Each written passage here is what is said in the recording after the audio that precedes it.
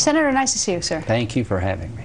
Sir, how angry or frustrated, whatever term you want to use, should the American people be that we are fighting about this sequestration? It's unresolved, and this has been lingering since the Budget Act of about 13 months ago. Every American who believes that our national security is the most important thing we should deal with in Washington first and foremost, and every American who appreciates the service of those in uniform during the last decade should be furious that we've put the finest military at risk at the time we need it the most. I do not see any seriousness of purpose on behalf of many people in government on this. If you go back to last August, the deal is that the super committee was supposed to make a decision by November. Right. If they couldn't, sequestration kicked in.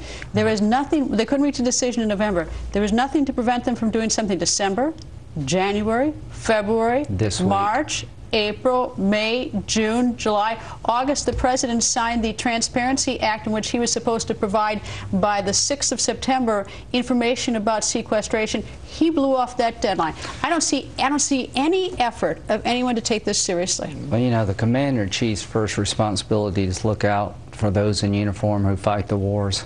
He's not looking out for them. To let sequestration go forward is a great, huge blow to the men and women in uniform, to our intelligence services.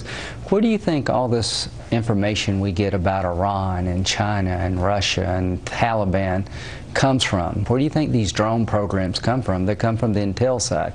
The intelligence community gets hurt through sequestration. Make sure your viewers understand what we're talking about. The Super Committee's failure to find $1.2 trillion in savings over a decade had a penalty clause called sequestration. If the Super Committee failed, we're going to take half of the $1.2 trillion out of the Defense Department as a penalty. We've already cut $400 billion out of the Defense Department. That's $1 trillion. Leon Panetta says we're shooting ourselves in the head. But let me talk about that. But even the sequestration, the American people were gained, because when that deal was cut last August, that it had to be done by November, and nothing's been done since. When does that sequestration occur? January. It occurs a month after the election, when everybody up on Capitol Hill and the President, they've got complete cover, because the American people are getting gamed totally on that. Nothing's being done, and now the American people are gamed on top of it. And here's the problem. If you're in the military, you have to start planning for this. The report we haven't gotten, I think, is coming Friday. Congress demanded of the administration what will be the effect on the military and the intelligence community if we do sequestration. If you take $600 billion out over the next decade on top of what we've already done, you'll have the smallest Navy since 1915, 232 ships. You'll have the smallest Army since 1940. You'll have the smallest Air Force in history. It will devastate our defense industries who make these weapons that give us an advantage, and it starts in January. So I'm working with Senator McCain, Carl Levin, a Democrat, Kelly Ayotte. A handful of us are trying to put a proposal together to delay sequestration. But see, you know, maybe I'm much too literal, but when the President signed the Transparency Act in August, he put his name on it. He said, you know what? This is when I'm going to provide this information. September 6th, I'm signing my name. It goes by, and it's just nothing. It's meaningless to anybody. And maybe I'm too literal and expected it, but you know. I think it's coming Friday. Yes, but the point is, like, it's always gaming. It's always after the election. It's always coming after the deadline. It's always something. No one keeps his word. How about this?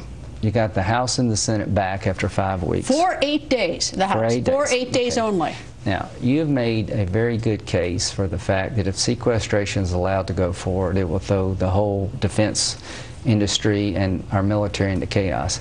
Because no one's doing his job. That's the simple reason. Well, John McCain, myself, Kelly Ayotte, Carl Levin, and others are trying to put a proposal together to delay the effects of sequestration in the new Congress for 3 months, so the new Congress in January doesn't have this hanging over their head. But that's just another. I mean, I realize that may be what has to be done. However, in the meantime, our debt grows. In the meantime, we're paying more interest on our debt. We get deeper into trouble. The more everyone sort of pushes off. If people just did their jobs, if last November, when it didn't work out, if anyone had the decency to say, okay, well, it didn't work out, let's try December, there was no impediment to staying and working. None. Well, let me tell you, do you see anything out of the House Do you see any proposal coming from the House, which Democrats are in charge of, Republicans are in charge of, trying to avoid sequestration? Do you see anything in a Democratic-controlled Senate to avoid sequestration? Do you see the Commander-in-Chief?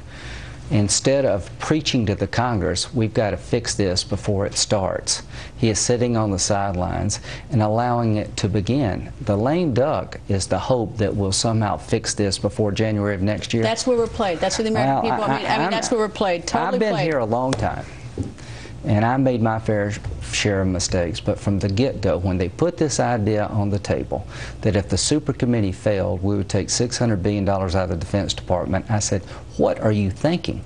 Look at Iran. Look at the world as it is. Is now the time to disarm? Is now the time to take the capabilities off the table that we worked on for years?